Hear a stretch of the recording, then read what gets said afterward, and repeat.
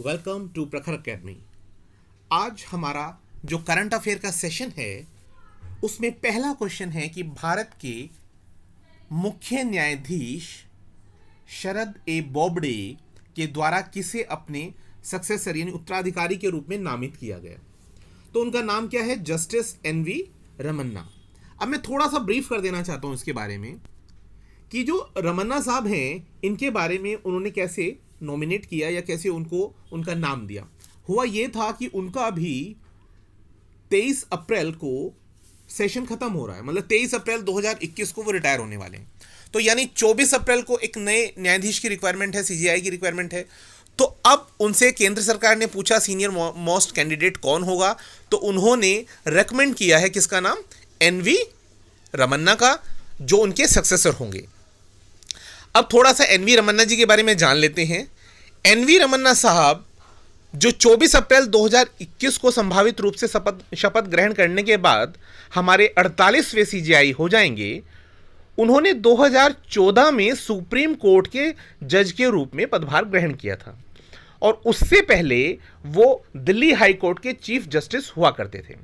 Basically वो एक खेतीहर परिवार से हैं और 27 अगस्त सन 1957 में उनका जन्म आंध्र प्रदेश के पोन्नावरम में हुआ था। ठीक है, कृष्णा जिले के पोन्नावरम में हुआ था। ये थोड़ा सा ब्रीफ है फर्स्ट क्वेश्चन के लिए। इसके बाद अगला क्वेश्चन शुरू होता है। नेक्स्ट क्वेश्चन है कि मार्च 2020 में भारत के अलावा कौन से देश या संगठन हैं जिन्हें कि हिंद महासागर आयोग के पर्यवेक्षक यानी सुपरवाइजर या ऑब्जर्वर के का दर्जा प्रदान किया गया था? तो कौन है? जापान और संयुक्त राष्ट्र संघ यानी यूएन। नेक्स्ट है इसके बाद अगला क्वेश्चन आता है, भारत के कितने राज्यों में कोरोना का डबल म्यूटेंट पाया गया है? आपने ये खबर सुनी होगी। डबल म्यूटेंट जो पाया गया है वो 18 प्लेसेस पर पाया गया। अब ये है क्या डबल म्यूटेंट वेरिएंट जिसके बारे में हम सुन रहे हैं? तो हमारा जो मंत्रालय है, केंद्रीय स्वास्थ्य मंत्रालय, वो ये कह रहा है कि 18 राज्यों में नए वेरिएंट या वीओसीज पाए गए यानी वेरिएंट ऑफ कंसर्न्स पाए गए हैं। जिसका मतलब क्या होता है कि देश के अलग अलग हिस्सों में वायरस के अलग अलग प्रकार पाए गए हैं।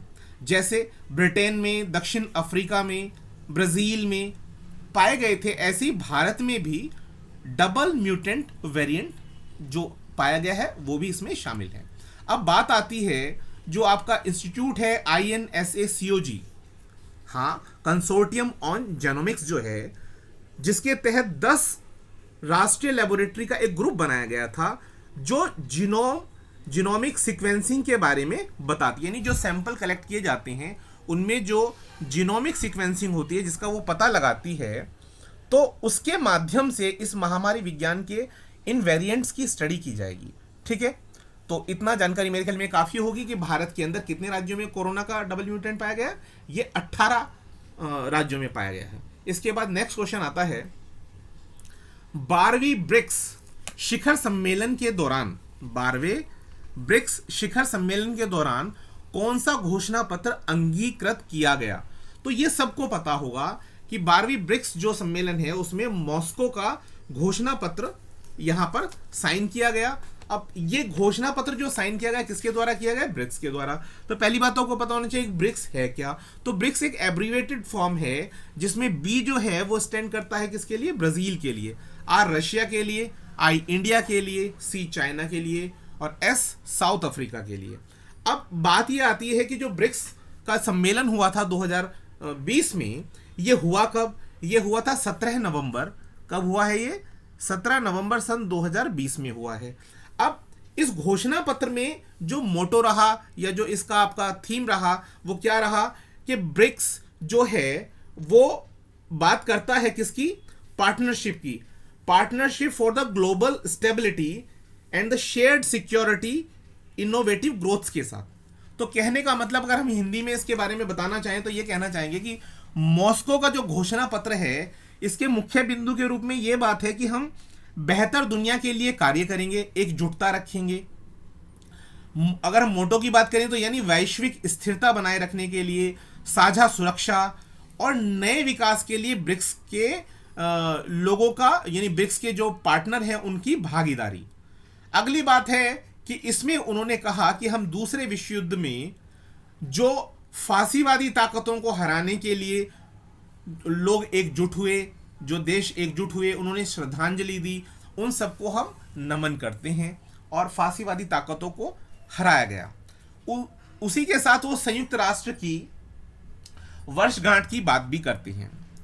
अच्छा, 2021-22 में यूएन सुरक्षा परिषद का सदस्य चुने जाने पर भारत को बधाई दी गई और कहा गया कि आप इसके लिए पात्र हैं और आपने बहुत अच्छे से इस भूमिका को निभाना है।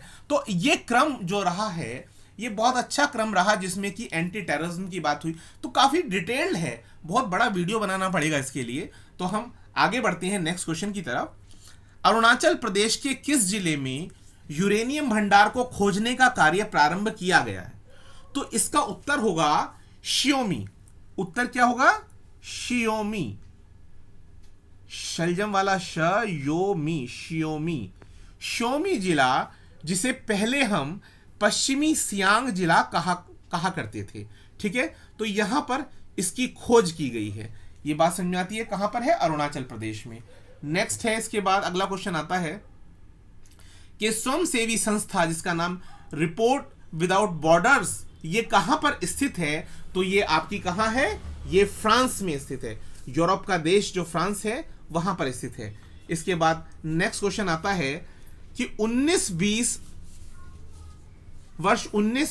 अप्रैल से लेकर नवंबर के बीच जो आयात की मद थी, आयात यानी इंपोर्ट करने वाली जो मद थी, वो मद कौन सी थी? तो पहला हो जाता है कच्चा पेट्रोलियम पदार्थ, उसके बाद स्वर्ण, उसके बाद पेट्रोलियम उत्पाद, कोयला, कोक और ब्रिकेट्स। तो ये पार्ट आपके क्या हैं? ये मैक्सिमम जो इंपोर्ट किया गया उसकी जो मद थी 2019-20 के दौरान अप्रैल से नवंबर महीने में, उसके बारे में जानकारी थी। इसके बाद नेक्स्ट क्वेश्चन आता है आईएसएसएफ।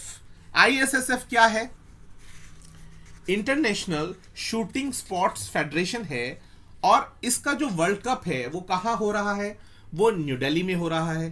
तो न्यू दिल्ली में जो हो रहा है उसमें 20 वर्षीय युवा निशानेबाज जिनका नाम ऐश्वर्य प्रताप सिंह है, इन्हें कौन सा पदक इन्होंने जीता है? तो इन्होंने जीता है 50 मीटर राइफल 3 पोजीशन इवेंट के अंदर गोल्ड मेडल इन्होंने जीता है। Is it clear? ये बात समझ में आती है। इसके बाद नेक्स्ट क्वेश्चन आता है, अगले प्रश्न में है, नेक्स्ट क्वेश्चन में है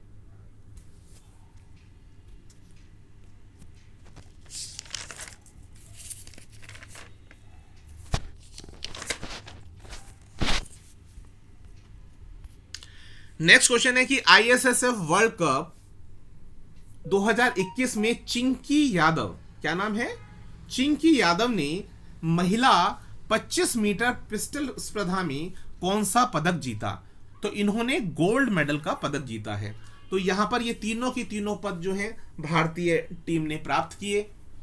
यहां पर जो मुकाबला था काफी कड़ा था, 32 अंकों के साथ राही के साथ इन्होंने बराबरी की। तो शूट आउट में फाइनली ये जीत गई चिंकी यादव जो हैं। तो इन्होंने क्या किया? इन्होंने ये गोल्ड मेडल अचीव किया है।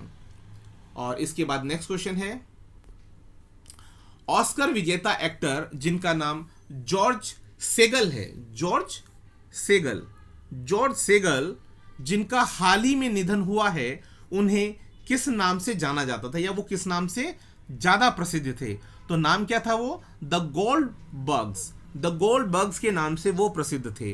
तो यहीं पर हमारे आज के क्वेश्चन का वो होता है, समाप्ति होती है। और मैं उम्मीद करता हूं कि आपको ये वीडियो अच्छा लगा होगा, आप इसे पसंद करेंगे। तो आप इसे लाइक करें, शेयर करें और प्लीज़ कमेंट करके मुझे बताएं कि इसमें और क्या सुधार की आवश्यकता है। Thanks a lot for watching this video. Have a good night.